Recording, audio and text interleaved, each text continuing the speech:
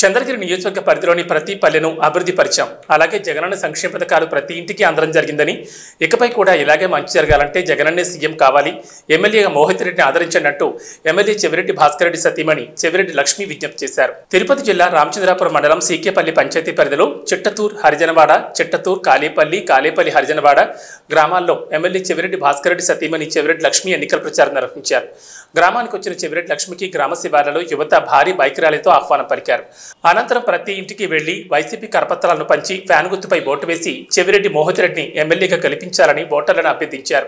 ఈ సందర్భంగా చెవిరెడ్డి లక్ష్మి మాట్లాడుతూ, ప్రతి ఇంటికి వెళ్లినప్పుడు అడక్కనే అన్ని చేస్తున్న ఎమ్మెల్యే చెవిరెడ్డి కుటుంబం అంటే ఎంతో ఇష్టమని, చెవిరెడ్డి మోహిత్ రెడ్డి మళ్లీ గెలిపించుకుంటామని ఓటర్లు తెలుపుతున్నారని అన్నారు.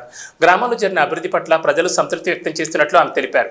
ఈ కార్యక్రమంలో యశ్వంత్ రెడ్డి, వికే రెడ్డి, సిద్ధారెడ్డి, లోకనాథ్ రెడ్డి, ధనంజయ రెడ్డి, మొగల్ రెడ్డి, స్థానిక ప్రజాప్రతినిధులు, పార్టీ నేతలు, కార్యకర్తలు పాల్గొన్నారు.